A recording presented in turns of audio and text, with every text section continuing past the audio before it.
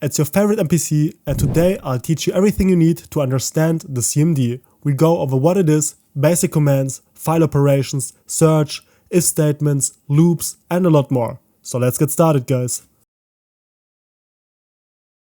The command prompt, or CMD, is a tool built into every Windows computer. It lets you control your system by typing commands instead of clicking through menus. Usually you would have to right-click, new folder, give this folder a name, and press enter to create a new folder. You can do the exact same within your command prompt with just one single line of code. In addition, the CMD allows you to open folders, move or delete files, check your internet connection, or run programs, all by typing text. CMD is often used by developers, IT staff, and power users to fix problems or automate tasks with a small script called batch file. These scripts can run many commands automatically, saving time.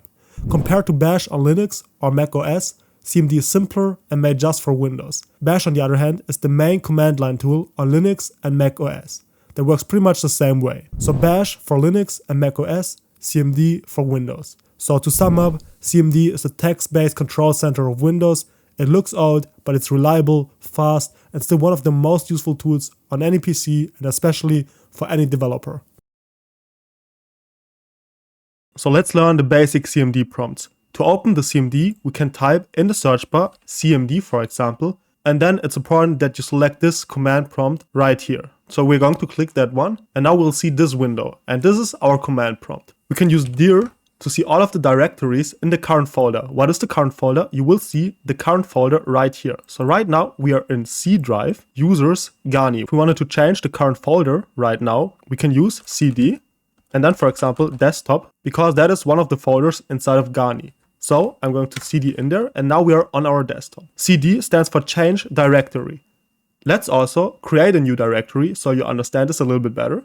We're going to press new folder, and let's just say this one has the name terminal.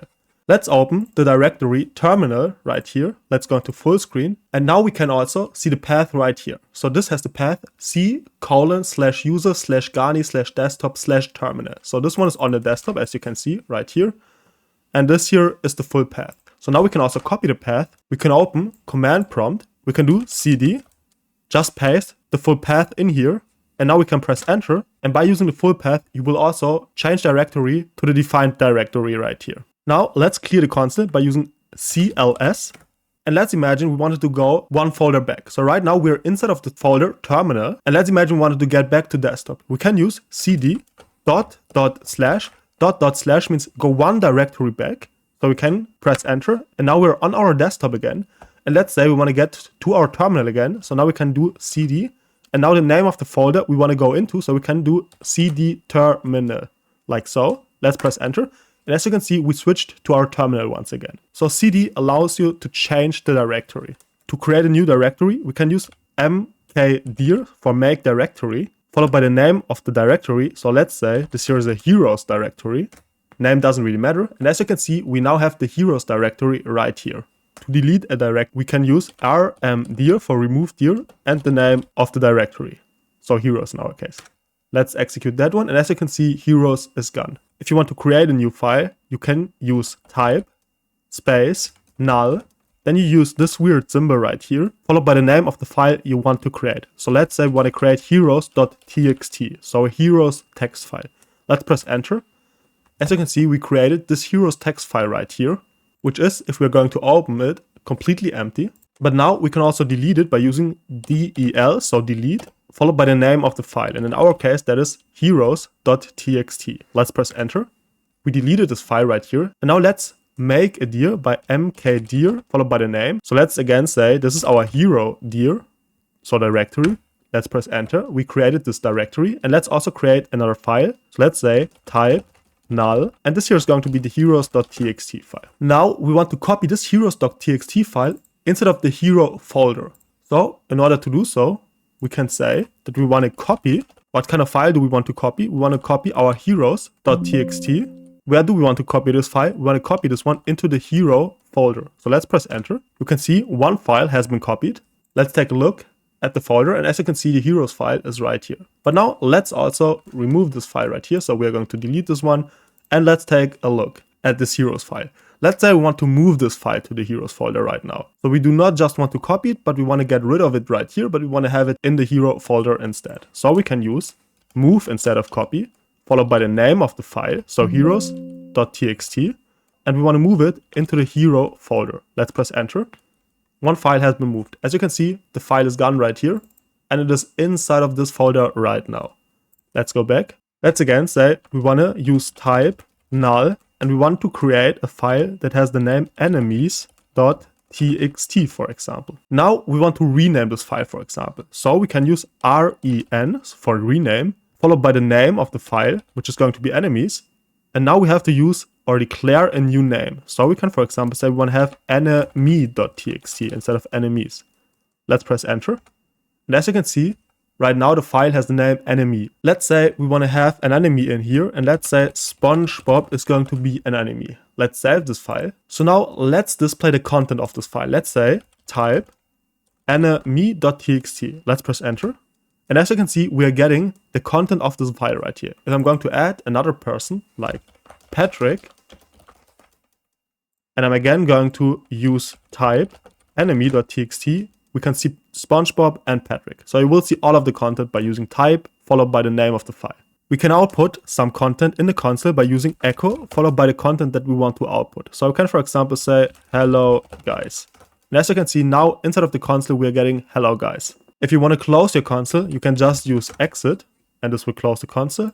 Let's open it again because we might need it. And let me also show the problem with the command prompt. If I'm going to echo out hello, for example, and I want to go into a new line, there's no way to do so. And in order to fix that, we can use a batch file. So a batch file is a file that you can execute within your CMD, but that allows you to use multiple statements in a row. So in order to create this batch file, we first need to go to our folder right here. And now let's use type null to create a file, followed by the symbol, followed by the name of the file. And let's say those are going to be our commands.bat. So BAT for batch. This is going to be the ending or the type of the file. Let's press enter. We created this file right here. And now we are going to open that file by using notepad command.bat. Let's press enter. And obviously this needs to be notepad command.bat. So now we open this one instead of notepad. So we're able to insert multiple commands instead of one file. So we can say echo hello guys, echo hello me, echo hello enemy, for example. Doesn't really matter too much. I'm going to save this one. I close out of this. And now I'm just going to execute this file instead of our command prompt by using the file name. So command.bat. Let's execute this one. And as you can see, we executed all of those lines one after another. Hello guys, hello me, hello enemy. So this would be the way to execute a lot of lines one after another. Now we can again say notepad command.bat. And let's say we want to execute those lines all in the same line. So we can use an and symbol, and right here an and symbol as well. Again, let's say command.bat. So we execute that one. And as you can see, this time we executed all of those lines within one single line. And you could also go ahead and say echo hey and echo ho. And this one would work as well. But you can imagine once those lines get super long, it might make more sense to use a batch file for that, since everything looks a little bit better than typing it out in a console. Let's take a look at some operations. First of all, to create a new file, again we can use type null followed by this symbol, followed by the name of the file that we want to create. So let's, for example, say we are going to create the file bestenemies.txt. So now we created this file right here. We don't have anything inside of it. So again, let's delete bestenemies.txt and let's create this file again, but this time we want to have some content inside of it. So we can use echo followed by some text, so some content, for example, and we could, for example, say solo leveling will be the content in there. And now we can use this symbol right here, followed by the name of the file. We don't have this file yet, so we are going to say bestenemies.txt again. And this symbol means whatever we have to the left, so whatever kind of content we have right here, will be submitted to this file after the symbol right here. So we're echoing this content into this file. So let's execute this one. As you can see, we now have best enemies right here. Let's open that file. And as you can see, we're also having solo leveling. If I would execute the same command again though, so echo, let's say MHA, so My Hero Academia, and we are going to get that into bestenemies.txt. We're going to execute this command, but this one is going to override this file. So having this symbol once is going to override the existing file with the new content. So now we only have MHA. To add something to a file, so to add more content to a file, we could say echo solo leveling. Now we need this symbol twice, followed by the name of the file, like so. And as you can see, now we have MHA and solo leveling. So we appended something to the end of this file. Now we also have the opportunity to use a command over multiple lines by using echo. And now let's say solo, followed by this symbol right here. And this means now I can press enter and get into a new line. So I can, for example, say wayo, followed by this symbol once again, for example. So now I can again go into a new line. Ayo, for example, followed by this symbol. So now I can again go into a new line. Now let's say I want to get this into bestenemies.txt again. Let me press enter. As you can see, we executed this command. Let's open this one. And now we have solo wayo ayo. So as you can see, by using this symbol, we can write over multiple lines. So if you want to write a comment over multiple lines, this might make sense because maybe a line gets super long. If you want to combine two commands at the same time, you can use an and symbol. So we can, for example, say echo solo leveling. We want to get that into bestenemies.txt. So we are overriding whatever we have inside of this file. But now we also want to add something to this file. So we can say echo Dragon Ball. And we are going to add that one to bestenemies.txt. So we are creating this file essentially and adding solo leveling, and we are appending by using this symbol Dragon Ball to bestenemies.txt. Let's execute. Now again we have this file right here, and we are having solo leveling and Dragon Ball. So this seems to work. Let's take a look at redirects, pipes, and search. So first of all, let me clear the console by using CLS. So to redirect a command, for example, an echo command, we can use the following symbol. So first of all, let's say what kind of comment do we want to redirect? Let's say, for example, we want to redirect some random text, doesn't really matter. To redirect, we are going to use this symbol. This says whatever we have to the left will be redirected to whatever we have to the right. And in our case, we can, for example, redirect this comment to whatever.txt. So we will echo this command inside of this file. Let's execute. And as you can see, we created this file, and now we echoed this random text inside of this file.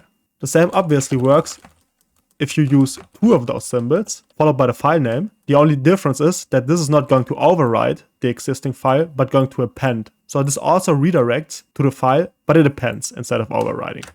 If we want to find something instead of a file, we are going to use find, followed by the parameter that we are searching for, so maybe solo leveling.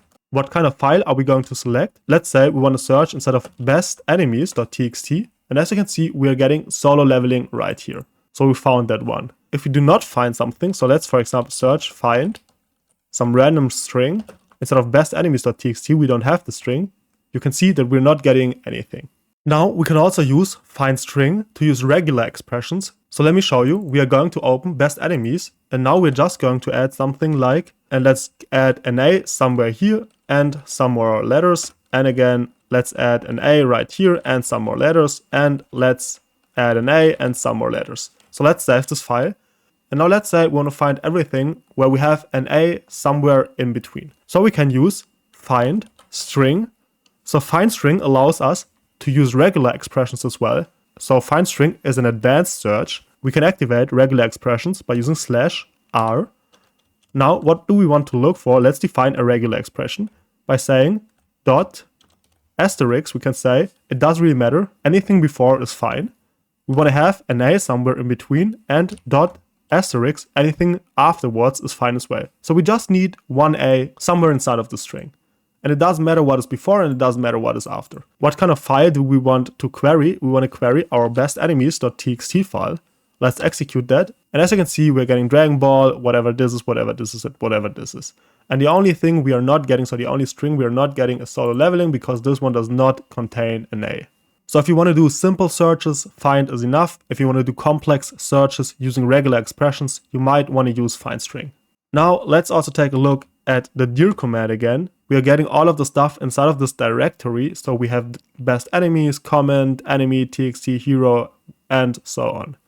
So we are getting all of the files, but now we can also use this symbol right here to combine two symbols. So instead of the directories, for example, we want to find. a string maybe, let's also activate a regular expression. And let's say we want to find anything that contains an a somewhere in between the string. Now let's execute that one. And as you can see, we're getting best enemies, comment, and whatever.txt. So by using this symbol right here, we can combine two commands. So this means find this string with that pattern instead of our directory.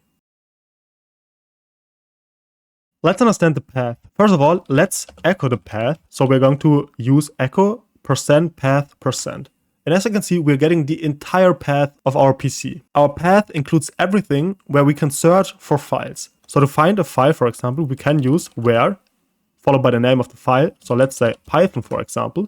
And as you can see, now it searches this entire path. So everything we have added right here. So we have, for example, C, users, Gani, documents, Mongosh, and so on. So we have a lot of paths in here. Every single one of those paths will be queried. And if we find our Python file right here, we will output the path to this file right here by using where followed by the name of the file. And as you can see right here, we find this file inside of MSI S64 folder because I have my Python file saved right here. I can also say, show me Adobe, for example, and now could not find files for that given pattern. So if that file exists inside of this path somewhere, there will be an output. Otherwise, it won't be an output. So if I'm going to search for some random stuff, it's also not going to find anything. We can also temporarily add something to our path by saying set path equal. So whatever will come after will be our new path. And maybe it might make sense to add the old path to the path that we're going to set right here. So we'll add that one, followed by a semicolon, because you see the individual paths will be separated by using a semicolon in the original path as well. So this is something you have to do. And now you can add whatever you want to have right here as well. So you could, for example, say I want to add C:/, and now whatever you want to add. And let's just say I want to add this folder. So I'm going to execute that one. So this will temporarily add this path right here to the path, or this directory right here to the path to be precise. And now we can again say we want to echo our path by using echo %path%. And as you can see, right at the end, we are having this folder right here that we just previously added. So now if we're going to use where, for example, we will also search inside of this folder for this program. We can see the current window version by using where, for example. So you can see I have version 10.0. whatever. We can also get help by using the help command, followed by the command we want to get some help on. So let's say we want to get some help or some infos about delete. So I can just use help del for help delete. And you can see we are getting some information right here, deletes one or more file. So the delete command will be used to delete one or more files.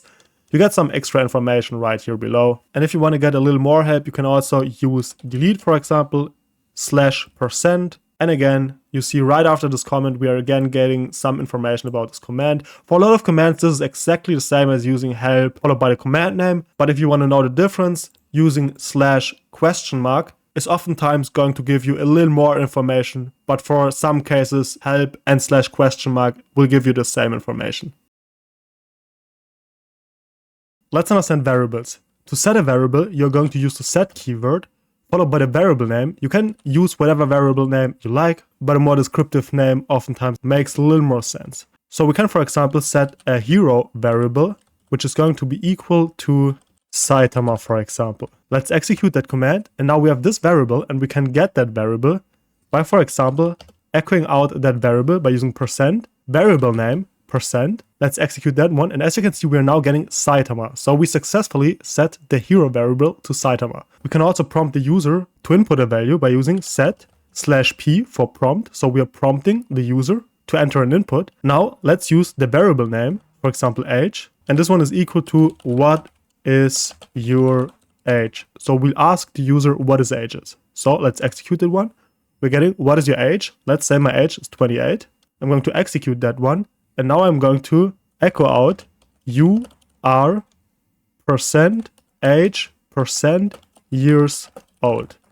Let's execute that one, and we can see you're 28 years old. Now we can also define a local scope, and variables defined within that local scope will only be available within that local scope. In order to do so, we need a batch file. So we're going to create one by using type null followed by the name. Let's say this one is going to be test.bat. So a test batch file. We created that one. So we have this one right here. Let's open that batch file by using notepad test.bat. So now we have this batch file right here. To start a local scope, we are going to use set local. And if we are going to define a variable, for example, right now, this variable will only be valid within the scope, so within this local scope. But it will not be possible to access this variable outside of this local scope. You can start the local scope by using set local, and you can end it by using end local. And everything within this scope will be local to the scope right now. Inside of the scope, we can access, modify, and output the variable, for example. So let's set an enemy variable, for example, which can be equal to Patrick. Now we're going to echo out this enemy variable within this local scope. And now let's also try to output this enemy variable outside of this local scope. So now let's execute this code by using test.bat, which should execute the batch file. We're going to run this one.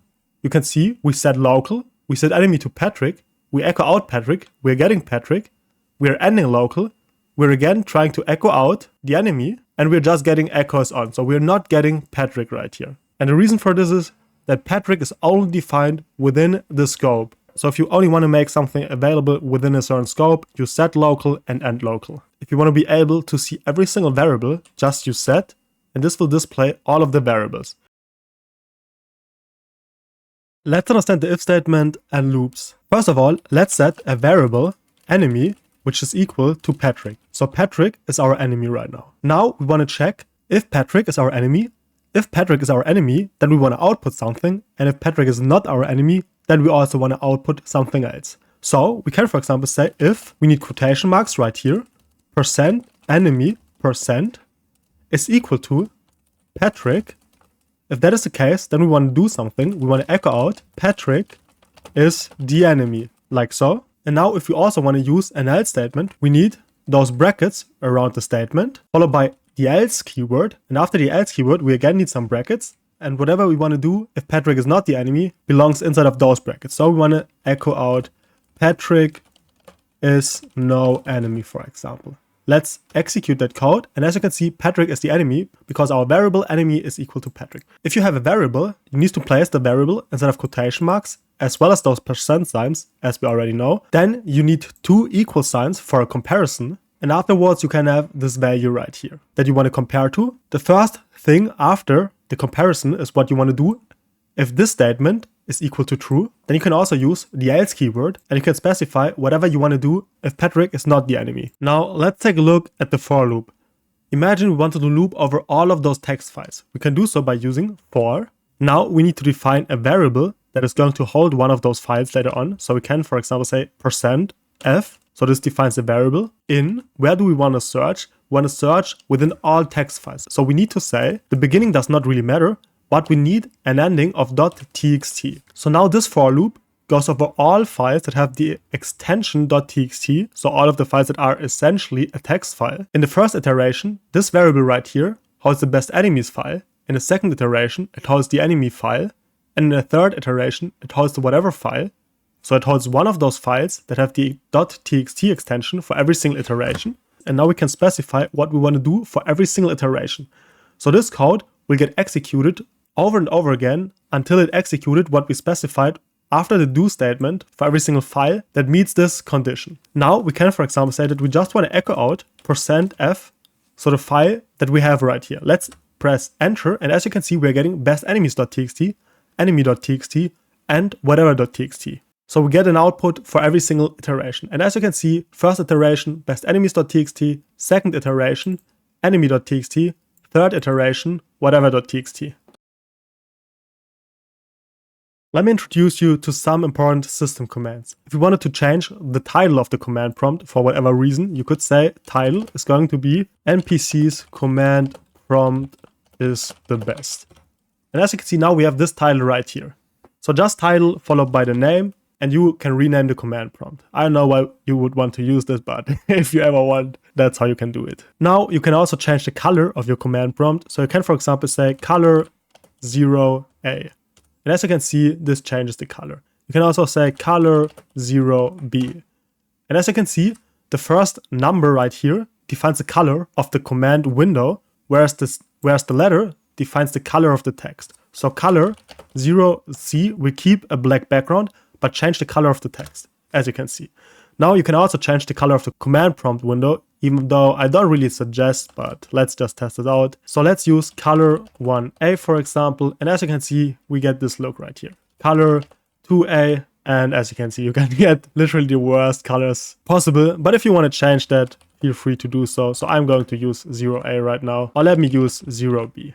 You can also use task list, which will display all of the running tasks that you're executing at the moment, like so. So as you can see right here, we are running the console at the moment, and some other tasks, doesn't really matter too much. You can use ipconfig, which will show you some network information like your IP address and so on, but I don't want you to see my IP address, so I'm not going to do this probably. But yeah, if you want to have some information, you can do it like that. We can also test our connection by using ping, followed by address that we want to connect to, for example. So let's say we wanted to try or test our connection to google.com. So we can use ping google.com.